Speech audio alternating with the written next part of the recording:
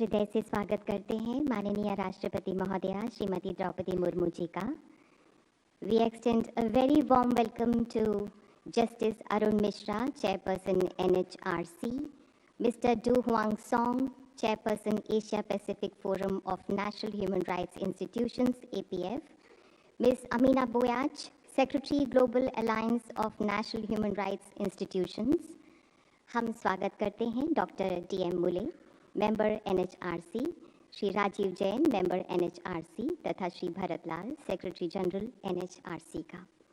We extend a very hearty welcome to all esteemed guests and delegates who have come from different countries and India.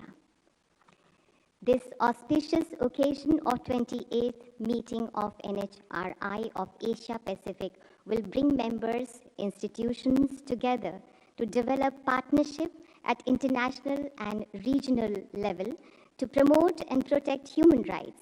Let's get together to make a change forever. आइए आपसी सहयोग से साझेदारी के नए द्वार खोलें. आइए मानव अधिकारों की सुरक्षा के इस प्रण में हम सब जुड़ जाएं, जुट जाएं, एकजुट हो जाएं. इसी भावना की ज्योति को प्रज्वलित करने के लिए हमारा विनम्र अनुरोध है माननीय राष्ट्रपति महोदया आपसे कि कृपया मणिदीपक को जलाकर कार्यक्रम का शुभारंभ करें. In India, we begin any auspicious occasion with lighting of the lamp, which symbolizes the triumph of light over darkness.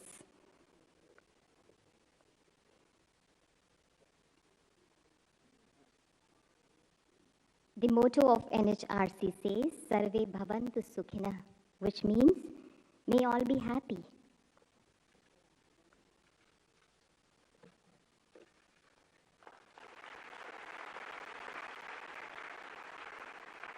The ancient prayer of India says, Tamaso ma jyotirgamaya.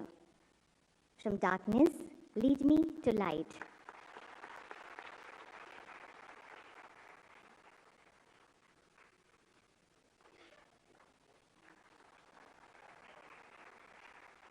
हमारे यहाँ परंपरा रही है कि किसी भी शुभ शुरुआत में हम मणिदीपक प्रज्वलित करते हैं.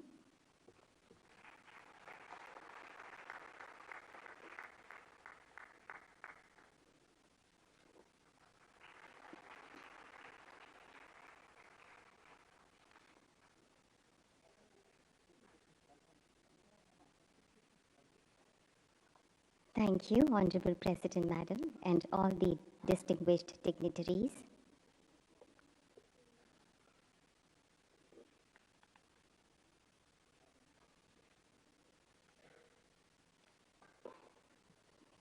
May I now request Shri Bharat Lal, Secretary General National Human Rights Commission, to kindly deliver a welcome address.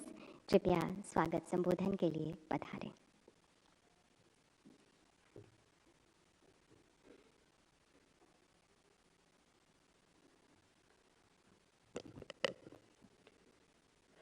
Very good morning to everyone. Namaskar. On behalf of National Human Rights Commission, India and Asia Pacific Forum, I am honored to extend a very warm welcome to all of you to this biennial conference of National Human Rights Institution of Asia Pacific. On this occasion, we are also hosting the 28th annual general meeting of the Asia Pacific Forum of NHRIs. In 1996, at Darwin, Australia, India, New Zealand, and Philippines formed the Asia Pacific Forum. Since then, the forum has grown and now has 26 members. This is one of the 4 regional networks of Global Alliance of National Human Rights Institutions. It has been set up to support and strengthen national human rights institutions to promote and protect human rights throughout the Asia and Pacific. In the past, India hosted the APF meets in the year 2002 and 2014. In this conference, we'll be discussing various emerging challenges and way forward to collaborate to promote and protect human rights. As we all know, India, a great civilization and diverse country of 1.43 billion people, has deep-rooted ethos of democracy. Ideas of equality, liberty, justice, and fraternity is ingrained in all of us. Empathy and compassion to all forms of life is a way of life. 75 years back, when a Universal Declaration of Human Rights was being prepared, it was Hansa Mehta from India who introduced gender equality. Similarly, Lakshmi Menon was another Indian who introduced non-discrimination into the document. They reflected Indian ethos. Presently, historic session of Indian Parliament is going on. Despite Honorable President of India has decided to be with all of us. Honorable President, this shows her commitment to human rights. Her empathy and compassion to vulnerable and marginalized section of society is a source of inspiration to all of us. On behalf of NHRC India and your behalf, I extend a very warm welcome to Honorable President of India. Indeed, we are grateful to your generosity. May I request all of you to welcome the President of India with a round of applause.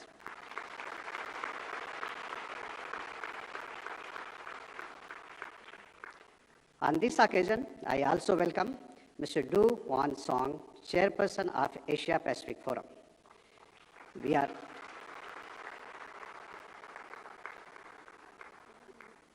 are thankful for your gracious presence. I also extend a warm welcome to Ms. Amina Boyach, Secretary of Global Alliance of National Human Rights Institution. Thank you, Your Excellency, for being with us here today. Justice Mr. Arun Mishra, after taking over as Chairperson of NHRC, India has brought a new dynamism into the institution. He is the force behind a number of initiatives at the NHRC. This meet is the result of his continuous guidance. On behalf of all of you, I welcome Justice Mishra, Chairperson, NHRC India. At the Commission, Dr. Daneshwar Mule and Shri Rajiv Jain, honorable members, have been the source of strength. Their work to promote human rights of most vulnerable and marginalized section of society is setting a new benchmark. I welcome both of you, sir. I extend a very warm welcome to the chairpersons, members, and officials of the National Human Rights Institution of Asia and Pacific. Thank you very much for being here. Your presence will go a long way in achieving the objectives of the conference. I welcome the members of Diplomatic Corps. I also welcome chairperson and members of various statutory organizations, state human rights commissions, former chairperson and members of the NHRC, the members of judicial and legal fraternity, secretaries and senior officers of the central and state governments, UT administration, special rapporteurs, monitors, and members of the core group of NHRC, special invitees, and friends with special needs. Human rights defenders, academicians, representatives of civil society, business, and media. It is an honor to welcome students and researchers from various institutions. Your enthusiastic presence gave us the confidence that next generation is ready to take the cause of human rights forward. NHRC India works very closely with human rights defenders and these institutions to bring in change in people's lives. During the conference, we'll be discussing 30 years of promoting and protecting human rights across Asia and Pacific, advancing the Universal Declaration of Human Rights and its promise of freedom, equality, and justice for all, and the role of NHRI in responding to and mitigating the impact of climate change on human rights. Once again, I welcome you all and thank you for joining the conference. I am sure that in these 2 days, we'll have meaningful deliberation. Thank you.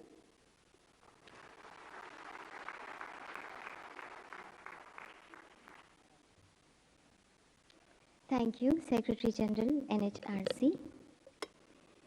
May I now request Justice Arun Mishra, Chairperson, National Human Rights Commission, to kindly welcome the Honorable President, Madam, with a bouquet.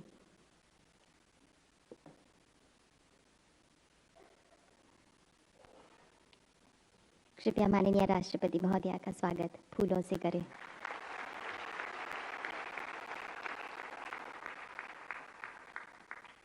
Thank you. May I now request Ms. Amina Boyach, Secretary, Global Alliance of National Human Rights Institutions, to kindly address this august gathering.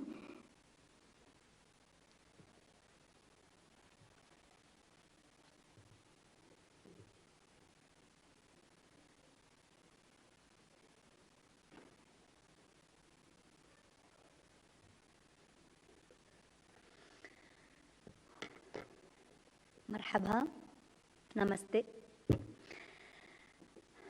Honorable President of India, dear colleague Justice Arun Mishra, Chairperson of National Human Rights Commission of India, dear colleague Mr. Do Wan Song, Chairperson of EPF, Excellencies, friends, colleagues.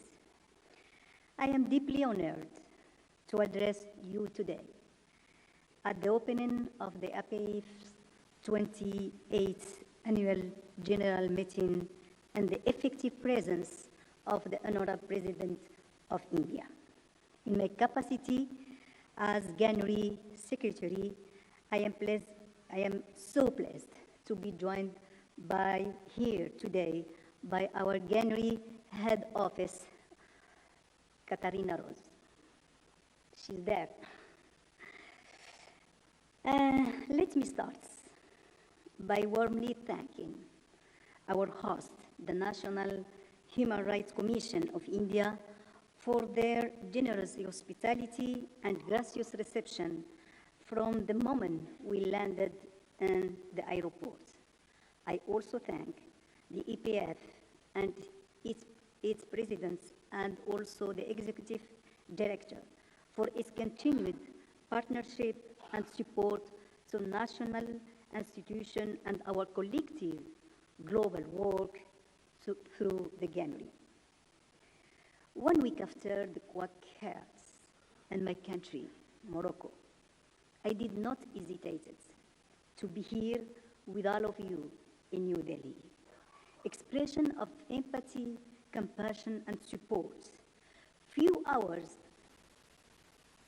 from around the world. The first official few hours the earthquake, of which was from India, comfort me. And after the shock of earthquake, the pain of losses of lives, comes the time for mobilization to get back on the normal track of life. Thank you for your compassion and empathy for Morocco, what happened in Morocco. We are meeting in complex time, ladies and gentlemen, for human rights and the institutions that defend them. The profound impacts of pandemic, ongoing poverty and discrimination, devastating effects on climate change, shrinking civic space, and new conflicts across all the regions are of grave concern. The response to the multiple crises we are facing must be centered in human rights. All of these need to be designed with people as part of solutions by enabling inclusive, safe, and meaningful channel for debates and participation. In that process, their colleagues, national human rights institutions have central and critical responsibilities and can provide essential bridges between states, civil society, and states and all society, our societies.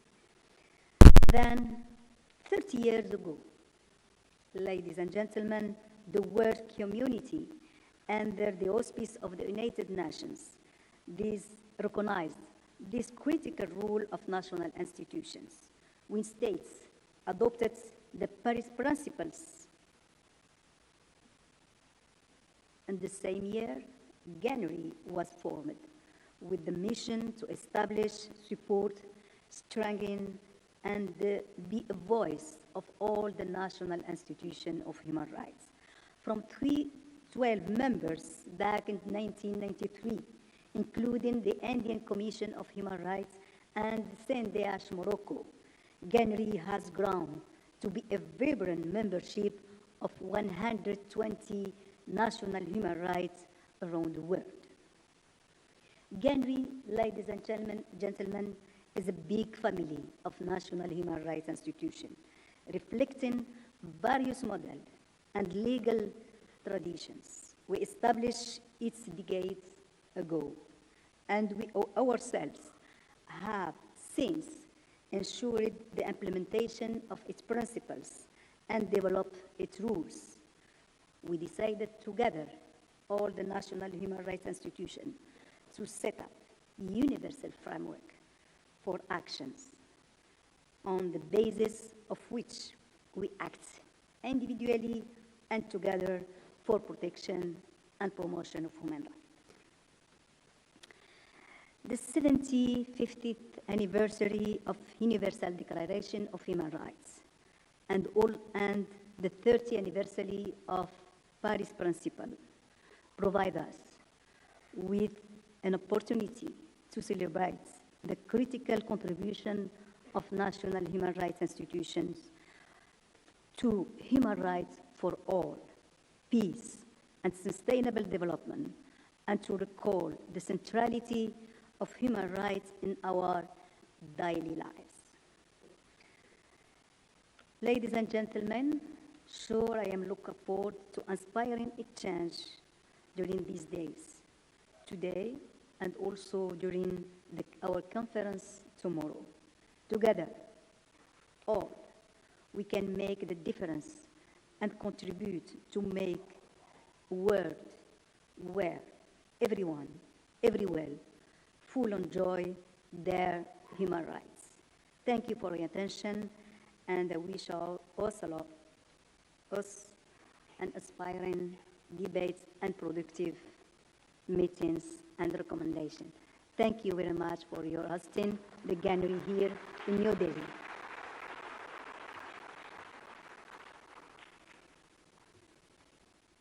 Thank you, Ms. Amina Boyat. May I now request Mr. Du Huang Song, Chairperson Asia Pacific Forum of National Human Rights Institutions, APF, to kindly address us.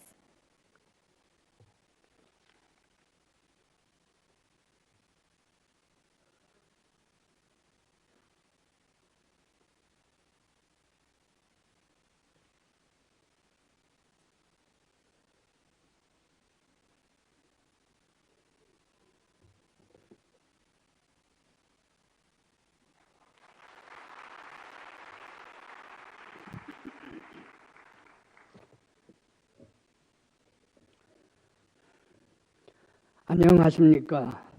저는 대한민국 국가인권위원회 위원장이자 아시아 태평양 국가인권기구 포럼 의장을 맡고 있는 송두환입니다. 이번 제28차 APF 총회는 코로나19로 인해서 4년 만에 대면으로 진행되는 회의입니다. 귀중한 시간을 내셔서 이 자리에 오신 모든 분들께 감사의 인사를 드립니다. 특히 아시아 태평양 국가 인권 기구들을 환영해 주신 드라우파디 무르무 인도 대통령께 감사드립니다. 더불어 이번 총회의 주최를 맡아주신 인도 국가인권위원회 아룬쿠마 미시라 위원장께도 깊은 감사의 뜻을 전합니다. 30년 전 UN 총회에서 파리 원칙이 채택되었을 당시에 전 세계 국가인권기구는 40여 개에 불과했습니다. 그런데 2023년 현재 국가인권기구의 수는 120개로 증가하였습니다. 전 세계에 위치한 국가인권기구는 우리가 속한 아시아 태평양 지역뿐만 아니라 미주, 유럽, 아프리카 등 지역별로 네트워크를 가지고 있습니다. 그리고 UN 등 국제사회와도 긴밀히 협력하면서 인권 보장을 위한 공동의 노력을 해나가고 있습니다. 이러한 노력에도 불구하고 우리는 계속해서 새로운 도전 과제를 맞이하고 있습니다. 세계화와 더불어서 각종 국제적 또는 지역적 분쟁, 빈곤, 그리고 불평등, 기후위기 등 전 세계적으로 함께 힘을 모아서 해결해야 할 문제들이 점점 많아지고 있습니다. 코로나19는 여성과 아동, 노인, 장애인, 난민 등 사회적으로 소외된 사람들이 인권을 더욱더 어려운 그리고 그 해소되기 어려운 사각지대로 내몰았고, 유엔에서 경고한 것처럼 지구 온난화, 글로벌 워밍을 넘어서 찾아온 지구 열대화, 글로벌 보일링, 이런 현상은 그 누구도 피해갈 수 없는 우리 모두의 문제가 되었습니다. 이러한 위기 앞에서 독립적으로 활동하는 국가인권기구의 역할은 더욱 중요해졌다고 봅니다.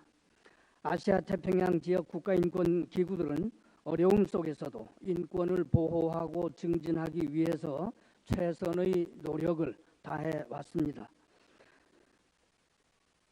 자기 나라의 인권 문제뿐만이 아니라 국경을 넘나드는 지역적 차원의 문제 해결을 위해서 함께 공동의 해결책을 마련하기도 하고, 동남아시아 국가연합 또는 태평양 제도 포럼과 같은 정부 간 메커니즘과의 협력도 모색했습니다.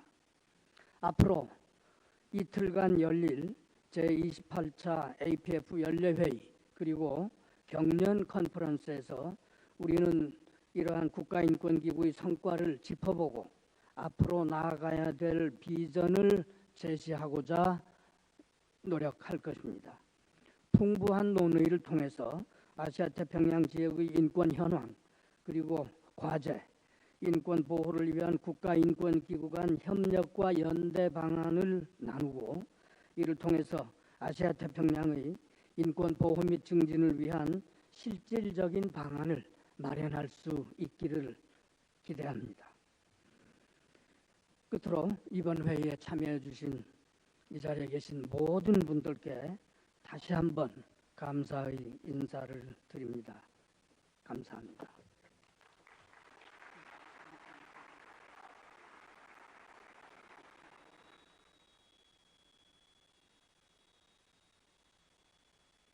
Thank you.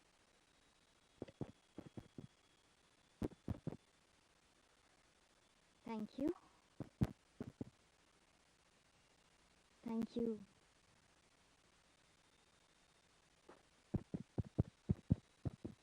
Thank you, Mr. Du Huang Song.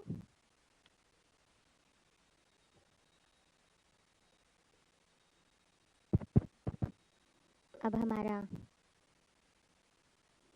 हमारा अनुरोध है justice Arun Mishra, chairperson national human rights commission से, कि कृपया आज के इस शुभ अवसर पर हम सबको संबोधित करें।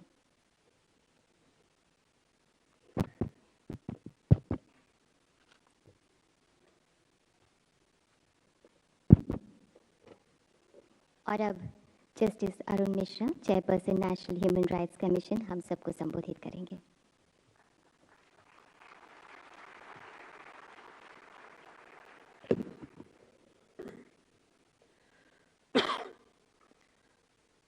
Honorable President of India,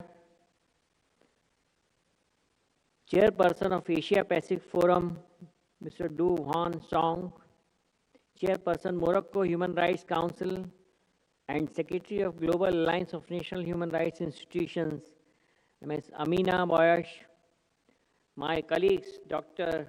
D.M. Mulle, Mr. Rajiv Jain, Secretary General of the Commission, Mr. Bharat Lal, Chairpersons of NHRIs of Asia Pacific region, former judges of the Supreme Court, Excellencies, Chairpersons of National Commission and State Human Commission, delegates, spiritual leader Dr. Chandrabhanu Satpathy, dignitaries, ladies and gentlemen.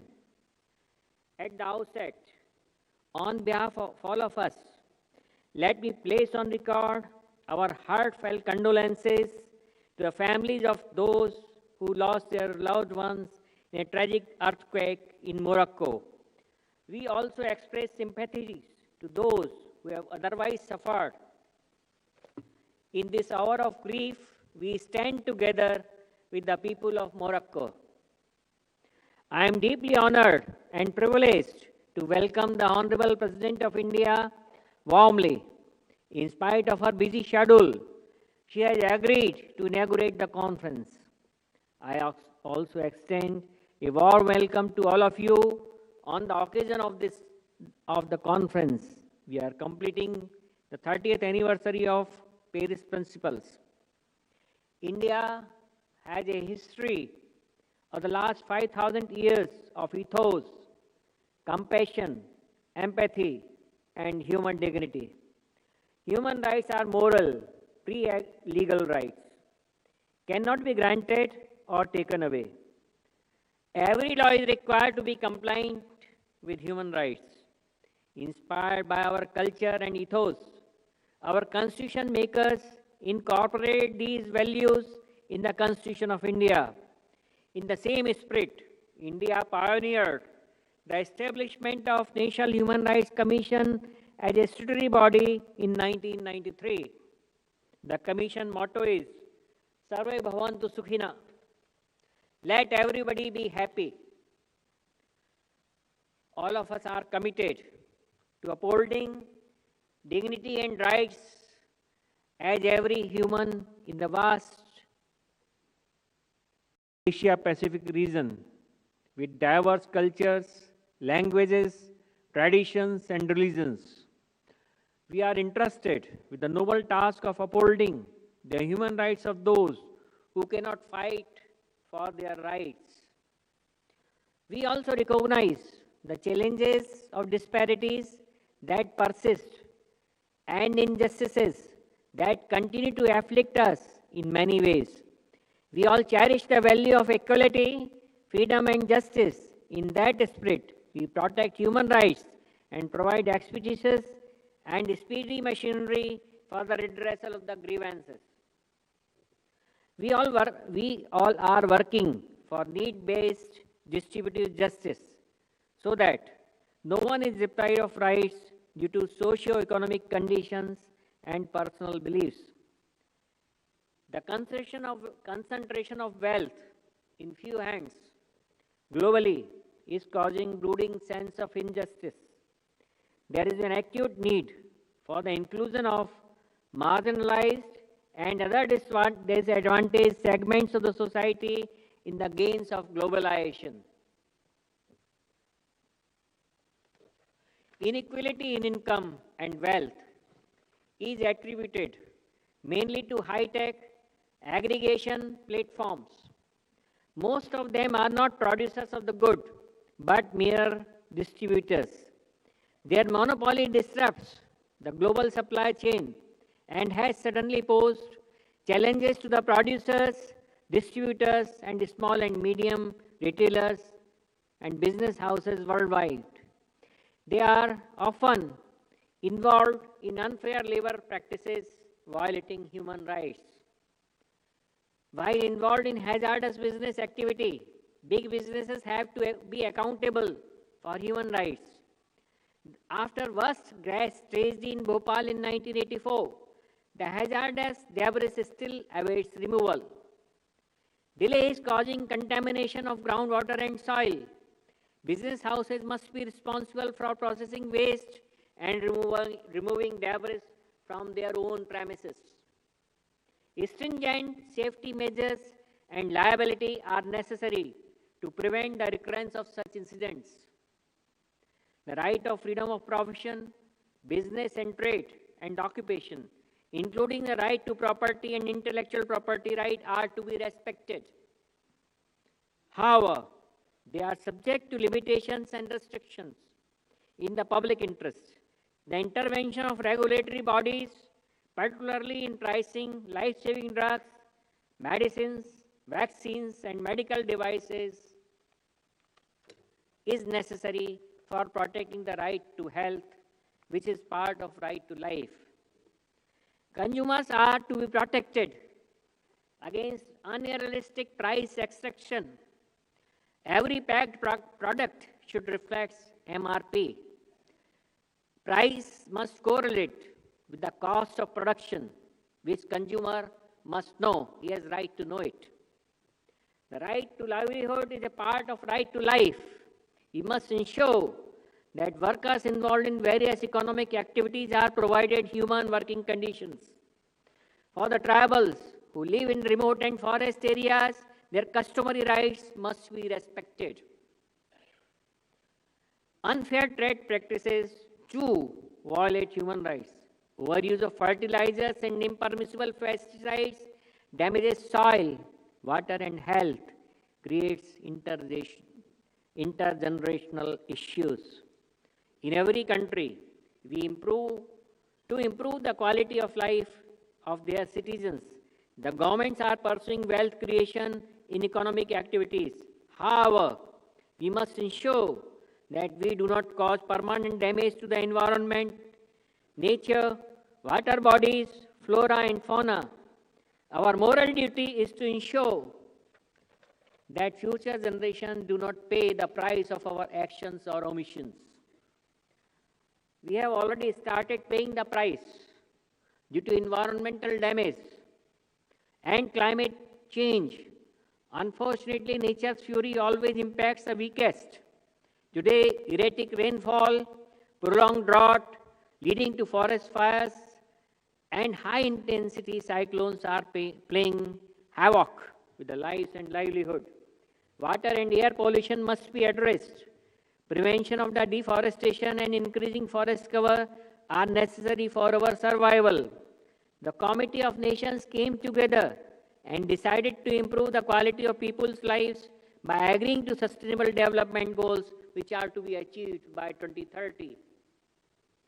It is pertinent that culture of recycle, reuse and reduce is practiced by all to ensure intergenerational equity. The proliferation of cyberspace has created challenges for human rights like hacking, dark web, fraud, human trafficking. Our children have become more vulnerable. The growing menace of CSAM, child sexual abuse material, is one example. Recently, NHRC India held a conference on the issue of CSAM. We have to evolve better mechanism to monitor and combat the misuse of cyberspace. Blocking CSAM and malicious content requires the big players in the internet to be sensitive and proactive in protecting the human rights of marginalized sections by identifying and taking down offensive content. International cooperation on these issues is a need of the hour.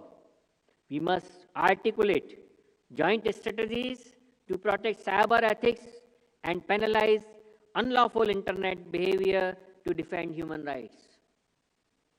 Similar attention needs to be paid to the latest developments in artificial intelligence. Care should be taken so that human life with attendant rights as we know it does not get affected. We have to protect the human rights of victims of terrorism, drug abuse, and war and their impact on lives and livelihood, world economy, and peaceful coexistence. The time has come to remind ourselves of ahimsa preached by Lord Buddha and Bhagwan Mahavir. The right to health is a concomitant to the right to life. International cooperation saw the distribution of COVID-19 vaccines by India to 101 countries. The state must change their welfare-based approach to a right-based approach in the essential health services. The right to equality cannot be achieved without gender equality. For women and LGBTQI, equality is necessary. Gender equality must be ensured in education, employment, remuneration, and other civil rights such as inheritance and property rights.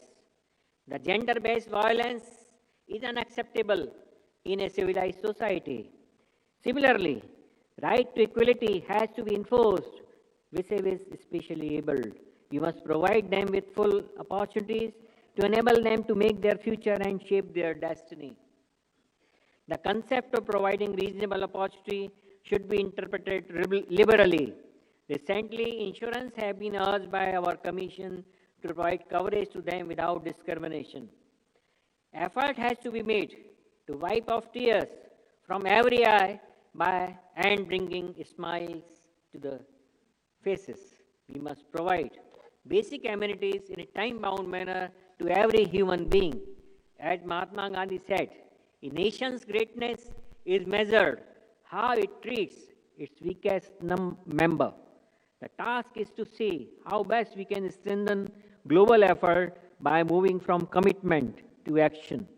We need a joint strategy for an emerging challenge to human rights protection in areas of climatic change, business of child trafficking, CSAM, other crimes in cyber space. While closing, I extend my thanks to all those who have contributed to the realization of the aims and objectives of this forum.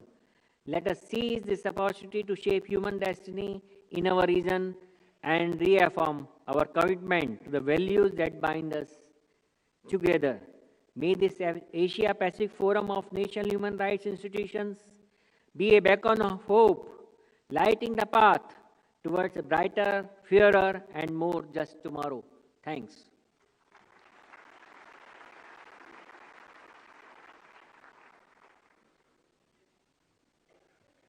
Thank you, Justice Arun Mishra. It is indeed our privilege to have the gracious presence of the Honorable President of India, Srimati Draupadi Murmu ji. May I request the Honorable President of India to kindly address us, guide us, and show us the way forward. जोरदार तालियों से माननीय राष्ट्रपति महोदया का स्वागत करें. भारत की माननीय राष्ट्रपति महोदया अब हम सबको संबोधित करेंगी.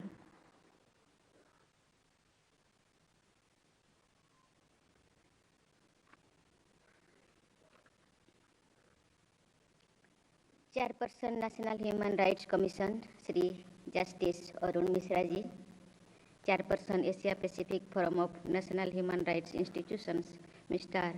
Du Hon Song ji, Secretary Global Alliance of National Human Rights Institutions, Ms. Amina Waz ji, members NHRC, Dr. D.M. Mole ji, and Shri Rajiv Jain ji, Secretary General NHRC, Shri Bharat Lal ji, delegates from the member as well as from the observer countries, distinguished guests, ladies and gentlemen, Namaskar.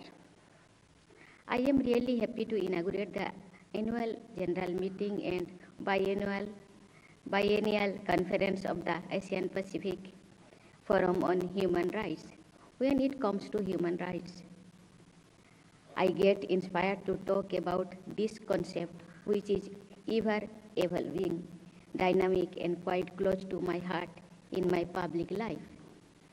As humankind grows morally and spiritually, the definition of human rights gets further evolved. What gives me immense satisfaction is the fact that this concept is deeply rooted in Indian civilization. The world saw the first glimpse of it when, after massive destruction caused by the two successive world wars, the United Nations General Assembly came up with a formulation, "All men are born free and equal," as the beginning of the Universal Declaration of Human Rights. It was then India's representative Hansaben Mehta, a disciple of Mahatma Gandhi and freedom fighter, who suggested changing it to "All human beings are born free and equal."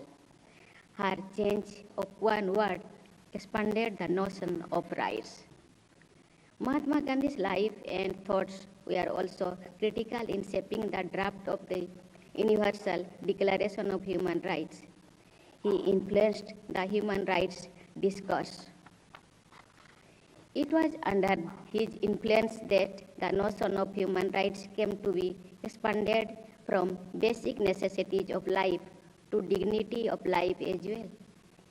As many of you know, on June 7, 1893, Gandhiji was robbed of his dignity when he was thrown out of the first-class compartment of the train at Pietermaritzburg in South Africa on account of racial discrimination. He was a changed man then and went on to inspire millions to fight for their rights of dignity. Similarly, Dr. B.R. Ambedkar too was an ardent champion of human rights.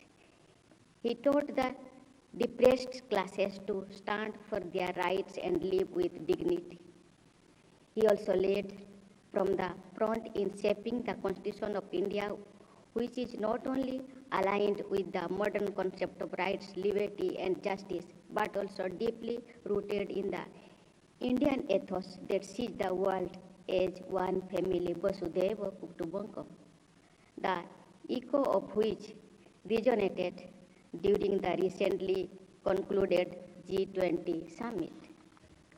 Our Constitution adopted universal adult franchise right since the inception of the Republic and enabled us to usher in numerous silent revolutions in the field of gender justice and protection of life and dignity. We ensured a minimum of 33% reservation for women in local bodies election. What is more, in a pleasant coincidence, a proposal to provide similar reservation for women in the state assemblies and national parliament is taking a shape now. It will be the most transformative revolution in our times for gender justice. Over the years, the government has also launched a number of ambitious schemes to ensure basic facilities like housing, toilets, education, and health facilities, and thus protect the dignity of the poor. I come from a background where I know how privation, poverty, and illiteracy make life miserable, with economic and social disparities which are no less violative of human rights as any other form of discrimination. Dear ladies and gentlemen, the Asia Pacific Forum of Human Rights comprises 26 nations of the region. Most of the nations that formed this grouping are historically and culturally interconnected. Many of them share heritage and values that combine to make this region distinctly different from the rest of the world. These member nations have coordinated with one another to improve the living conditions of human beings since 1996. When this forum was formed, the group of countries has traveled reasonably far together to achieve its objective, but we still have a long way to go. Here I would like to draw your attention to the historical experience of India with democratic values and individual rights. Much before the Western world got acquainted with the concept of equal human rights through Magna Carta, a revered sage of philosopher from southern India, Basavanna, promoted the concept of individual liberty and equality. He created an assembly of people which was called Anubhava Mandapa, where people, irrespective of their class and gender, would participate and determine their collective fate.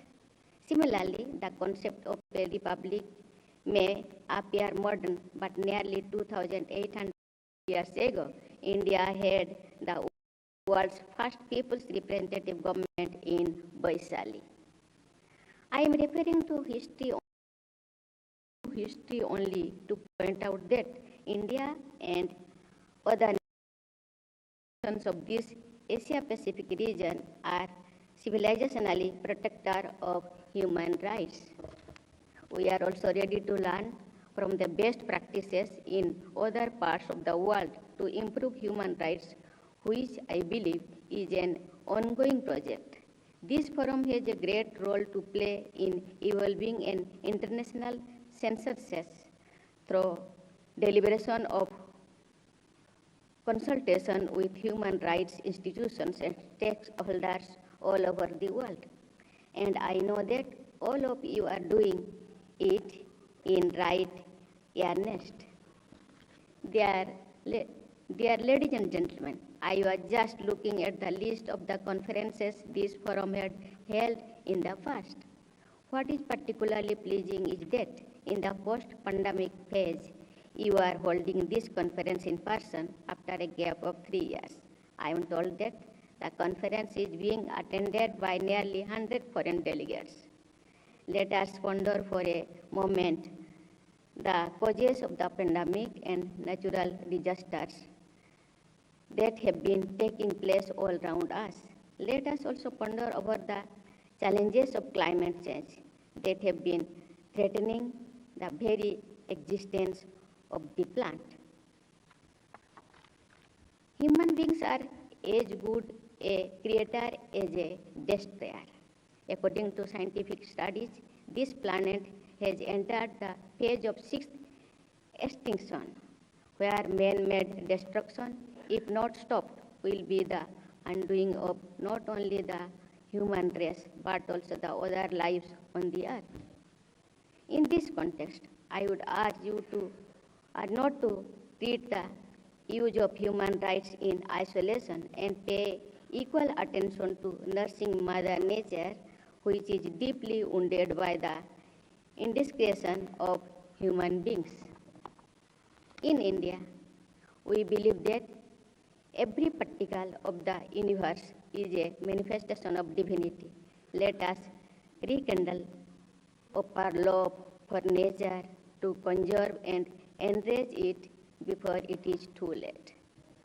Dear ladies and gentlemen, I am happy to know that this conference has been organized in such a manner as to take a holistic view of human rights, whose realization would ensure good lives for all human beings. More than the codified law, it is a moral obligation of the international community to ensure human rights in every sense of the term. I am told that the conference would have 3 business sessions that would cover international agreements like Paris Principles and Universal Declaration of Human Rights, which provide the basic framework to deliberate upon and coordinate with human rights institutions all over the world. It gives me immense pleasure to learn that one session is exclusively devoted to the topic of environment and climate change, which will have serious bearing on human rights of the people of the poor nations. I am sure that the conference will come out with a comprehensive declaration that will pave the way for betterment of humanity and the planet. In the end, I will refer to the every empowering mantra, Sarve Bhavantu Sukhino, which is the logo of the NHRC, to wish you all success. I once again thank NHRC Chairperson Sri Justice Arun Mishra ji for inviting me to this conference. Thank you. Jai Hind, Jai Bharat. Thank you, Honorable President Madam, for your inspiring words.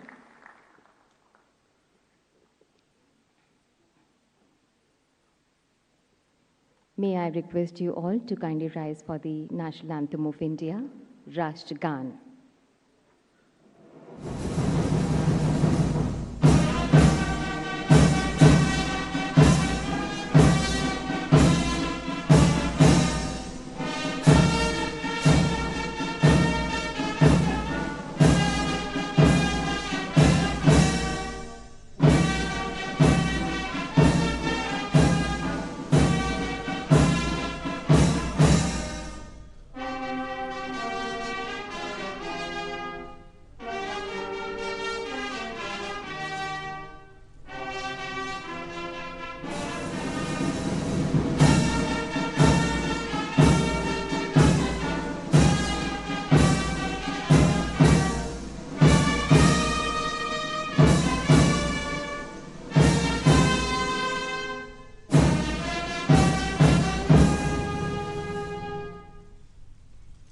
Thank you, Honorable President Madam, for your gracious presence.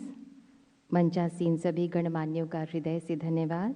Thank you all the esteemed dignitaries on the dais. May I request you all to kindly remain at your respective places till the time Honorable President departs.